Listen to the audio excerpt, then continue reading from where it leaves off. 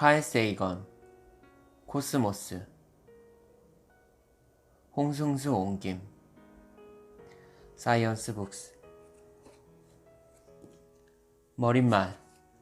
인간이 여러 세대에 걸쳐 부지런히 연구를 계속한다면 지금은 짙은 암흑 속에 감춰져 있는 사실이라고 하더라도 언젠가는 거기에 빛이 비쳐 그 안에 숨어있는 진리의 실상이 밖으로 드러나게 될 때가 오고야 말 것이다. 그것은 한 사람의 생애로는 부족하다. 누가 자신의 일생을 하늘을 연구하는 데만 온통 바친다고 하더라도 우주와 같은 엄청난 주제를 다루기에 한 사람의 일생은 너무 짧고 부족하다. 진리는 세대를 거듭하면서 하나씩 그리고 조금씩 서서히 밝혀지게 마련이다.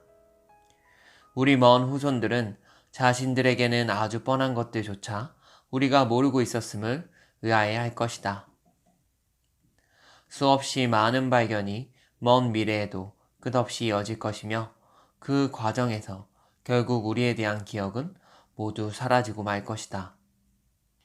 우리 후손들이 끊임없이 연구해서 밝혀야 할 그 무엇을 우주가 무궁무진으로 품고 있지 않다면, 그리고 우리 우주가 혹시라도 그러한 우주라면 우리는 그것을 한낱 보잘것없고 초라한 존재로밖에 볼 수 없을 것이다. 자연의 신비는 단 한 번에 한꺼번에 밝혀질 성질의 것이 아니다. 세네카, 자연학의 문제 제7권 1세기. 고대인들은 일상의 대화나 관습에서 가장 사소한 일조차 하늘의 사건과 연계해서 생각하고는 했다. 마법의 주문에서 그 예를 하나 찾아볼 수 있다. 기원전 1000년경 아시리아인들은 벌레가 치통의 원인이라고 믿었다. 벌레를 쫓는 이 주문을 보면 치통을 치료하기 위해 우주의 기원까지 거슬러 올라간다. 우리의 먼 조상들도 자기네들이 살고 있는 세상을 이해하고자 무척 애를 썼다. 하지만 그들은 이해에 이르는 바른 길을 터득하지 못했다. 그들의 세상은 작지만 진기하고 질서정연한 세상이었다. 그리고 그 세상은 아누, 에아, 사마시와 같은 신들이 지배했다. 사람이 세상의 근본을 좌우할 수 있는 존재는 못 되지만 그래도 중요한 몫을 한다고 믿었다. 사람은 자신을 둘러싸고 있는 자연과 아주 깊은 근본에서부터 연결돼 있었다. 싸구려 맥주로 치통을 다스리려던 그들의 소박한 생각에서도 우리는 인류의 사고방식과 우주론적 신비의 뿌리 깊은 연계를 보게 된다. 오늘날 우리는 우주를 이해할 수 있는 강력하고 정교한 방법을 알고 있다. 그것은 과학이라는 이름으로 불린다. 과학이 우리에게 알려준 바에 따르면 우주는 시간적으로 아주 오래됐으며 공간적으로 광막하게 널리 퍼져 있다고 한다. 그래서 그 안에서 벌어지는 인간의 활동은 얼른 보기에 아무런 가치도 없는 것으로 간주되기 쉽다. 우리는 코스모스에서 태어났지만 이제는 많이 자라 코스모스와 멀리 떨어진 지 오래됐다. 이제 코스모스는 우리의 일상사와 아무런 관계도 없는 별개의 세상처럼 보인다.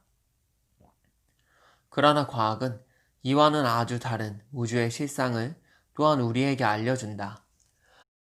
우주는 현기증이 느껴질 정도로 황홀하지만 그렇다고 해서 인간이 이해할 수 없는 대상은 결코 아니다. 우리도 코스모스의 일부이다. 이것은 결코 시적 수사가 아니다. 인간과 우주는 가장 근본적인 의미에서 연결돼 있다. 인류는 코스모스에서 태어났으며 인류의 장차 운명도 코스모스와 깊게 관련돼 있다. 인류 진화의 역사에 있었던 대사건들 뿐만 아니라 아주 사소하고 하찮은 일들까지도 따지고 보면 하나같이 우리를 둘러싼 우주의 기원에 그 뿌리가 닿아 있다. 독자들은 이 책에서 우주적 관점에서 본 인간의 본질과 만나게 될 것이다. 그러니까 1976년 여름이었다.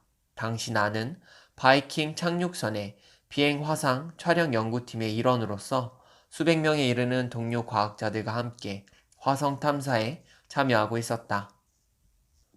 화성, 그것은 우리 태양계에 속한 하나의 행성이지만 지구가 아닌 또 하나의 다른 세상임에 틀림이 없다. 따라서 우리는 인류 역사상 최초로 우주선 2대를 지구 아닌 다른 세상에 착륙시켰던 것이다. 그 결과는 5장에서 좀 더 자세히 다루겠지만 우리에게 놀랄만한 볼거리를 제공했을 뿐 아니라 바이킹 우주 탐사 계획의 역사적 의의를 충분히 드러내고 남았다. 하지만 일반 대중은 이 인류사적 사건에 대해서 아무것도 모른 채 지나고 있었다. 당시 신문들은 화성 착륙 사건에 거의 신경을 쓰지 않았으며 텔레비전 방송 매체도 바이킹 우주선 계획에 눈을 감고 있었다. 화성에 생명이 존재한다는 결정적 단서가 잡히지 않을 것이라는 예상이 점점 확실해지자 문자와 영상 가릴 것 없이 모든 대중매체들의 바이킹 계획에 대한 관심이 눈에 띄게 줄어들었다. 대중은 불확실성을 못 견디게 싫어한다. 화성의 하늘이 우리에게 익숙한 푸른색이 아니라 연분홍색이라는 사실을 알게 됐다. 이 결과를 발표하는 기자회견장에서 이런 일이 있었다. 화성도 지구와 같이 푸른색의 하늘을 하고 있다고 잘못 알려져 그렇게 공표된 적이 있었다는 것을 설명하고 화성의 하늘이 연분홍색이라고 발표하자 그 자리에 있던 기자들이 모두 하나가 되어 우우우 하고 야유하기 시작했다. 화성이 지구와 닮기를 바랐던 그들의 심경이 그 야유에 그대로 담겨 있었던 것이다. 언론과 방송에 종사하는 기자들은 화성이 지구와 다르다는 것이 알려지면 시청자들의 관심도 화성에서 멀어질 것임을 잘 알고 있었다. 그러나 화성 표면에 펼쳐진 풍경은 경이롭다 못해 숨이 멎을 정도의 것이었다. 나는 개인적으로 행성 탐사의 전 지구적 규모에 엄청난 관심이 상존한다고 굳게 믿고 있었다.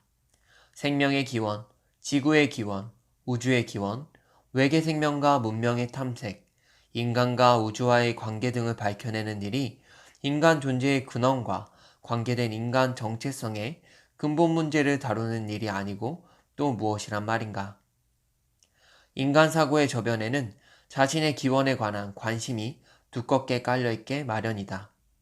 현대의 가장 강력한 대중매체인 텔레비전이 대중의 관심을 기원의 문제로 끌고 갈 것이라고 나는 확신하고 있었던 것이다. 젠트리 리도 나와 같은 생각을 하고 있었다. 그는 바이킹 탐사 계획의 자료 분석과 탐사 설계의 책임자였으며 탁월한 조직 결성 능력의 소유자였다. 우리 둘은 지나가는 말로 대중의 무관심 문제를 해결하기 위하여 우리가 무언가를 해야겠다고 이야기하고는 했다. 그러던 중 언젠가 젠트리가 영상물 프로덕션 회사를 차려서 자연과학을 손에 들고 대중 속으로 파고들자는 제안을 내게 했다. 그 후 몇 달 동안 우리는 여러 가지를 계획하고 다양한 아이디어를 접하게 됐다. 그러던 중 공공방송 프로제공협회의 KCET라는 이름의 로스앤젤레스 소재 한 지사가 우리에게 조심스럽게 접근해 왔다. 천문학을 다루지만 인간을 폭넓은 관점에서 조망하는 13부작 텔레비전 시리즈를 제작하자는 계약을 체결하게 됐다. 일반 시청자를 대상으로 삼지만 그들의 가슴과 머리를 동시에 겨냥하면서 그들의 귀와 눈에 하나의 충격을 줄 수 있는 내용의 기획물을 만들어 보자는 합의였다. 금융기관과 만나고 연출자를 고용하는 등 우리는 자신도 모르는 사이에 코스모스라는 이름의 3년 프로젝트에 깊숙이 빠져들었다. 이 책을 쓰고 있는 현재 전 세계적으로 1억 4천만 명이 이 프로그램을 시청한 것으로 집계됐다. 이것은 지구 전체 인구의 3%에 이르는 숫자이다. 우리는 코스모스 시리즈를 제작하면서 대중에게 과학하기의 근본 아이디어와 방법, 그리고 기쁨을 전달할 수 있기를 간절히 바랐다. 대중은 흔히 알려진 것보다 훨씬 더 높은 수준의 지성을 갖추고 있다. 우리가 살고 있는 이 세상의 본질과 기원에 관한 질문은 그것이 깊은 수준에서 던져진 진지한 물음이라면 반드시 엄청난 수의 지구인들에게 과학에 대한 흥미를 유발할 것이며 동시에 그들로 하여금 과학에 대한 열정을 불러일으키게 할 것이다. 현대 문명은 현 시점에서 하나의 중요한 갈림길에 서 있다. 어쩌면 이 갈림길에서의 선택이 인류라는 종 전체에게 중차대한 결과를 초래할 것이다. 이 갈림길에서 어느 쪽을 택하든 과학에서 벗어나려고 아무리 애를 쓰든 인류의 운명은 과학에 묶여 있다. 과학을 이해하느냐 못하느냐가 우리의 생존 여부를 결정짓는 가장 중요한 요소로 작용할 것이다. 여기에 더해서 과학은 본질적으로 재미있는 것이다. 인류가 자연에 대한 이해에서 기쁨을 얻을 수 있도록 진화해 왔기 때문이다. 자연을 좀 더 잘 이해한 자들이 생존에 그만큼 더 유리하다. 그런 의미에서 코스모스의 텔레비전 시리즈와 이 책은 하나의 실험인 셈이다. 이 책은 텔레비전 시리즈와 같이 진화해 왔다. 어떤 의미에서 서로가 상대방에게 기초를 제공했다고 하겠다. 이 책에 사용된 사파와 사진 대부분이 텔레비전 시리즈를 통해 많은 이들에게 공감을 불러일으켰던 영상물에서 따온 것이다. 하지만 이 책의 독자와 텔레비전 시리즈의 시청자가 서로 다를 수 있다는 점을 고려해서 책과 텔레비전 시리즈가 다른 각도에서 제작된 것도 사실이다. 책이 텔레비전에 비해 갖는 장점이 있다. 책의 경우 이해하기 어려운 부분이나 복잡한 개념이 나오면 독자는 그 부분을 반복해서 읽을 수 있다. 아주 최근에는 비디오 테이프와 비디오 디스크 기술의 발달로 텔레비전도 이러한 장점을 어느 정도 지니게 됐지만 아직 이 점에 있어서는 텔레비전이 책을 앞지를 수 없다. 제작 과정에서도 책이 텔레비전 프로그램 만들기보다 우리에게 자유를 더 많이 부여한다. 책에 주어진 장애, 포함한 내용의 범위와 깊이는 필자가 마음대로 조정할 수 있지만 텔레비전 교양 프로그램에 58분 30초라고 규정된 시간에 담아낼 수 있는 내용의 범위와 수준은 어느 정도 정해져 있을 수밖에 없다. 그러므로 이 책이 텔레비전 시리즈보다 문제들을 더욱 깊이 있게 다루고 있다. 책에서 다루었지만 텔레비전 시리즈에서는 다루지 못한 내용이 많이 있다. 물론 반대의 경우도 있다. 앨리스와 그녀의 동무들이 고중력과 저중력 상황에서 겪는 일련의 사건을 존 테니얼 풍의 그림으로 그럴듯하게 설명해 놓았는데 그 그림이 텔레비전의 가혹한 편집 과정에서 과연 살아남을 수 있을지 집필 중인 지금도 확실하지 않다. 화가 브라운이 그린 애교 만점의 사파들이 이 책에서 남아 그래도 보금자리를 마련할 수 있어서 여간 다행이 아니다. 우주 달력은 텔레비전 시리즈에는 방영됐으나 이 책에는 그대로 실을 수가 없었다. 굳이 이유를 밝힌다면 같은 내용이 에덴의 용이라는 나의 책에 들어있기 때문이다. 비슷한 이유에서 로켓의 아버지 로버트 고더든의 생애를 이 책에서 깊이 있게 다룰 수가 없었다. 브로카의 뇌라는 책의 한 장을 전적으로 그의 생애에 할애했기 때문이다. 하지만 텔레비전 시리즈의 매 편에 대응되는 장을 이 책에 담아 놓았으며 양쪽의 내용이 크게 달라지지 않도록 애를 썼다.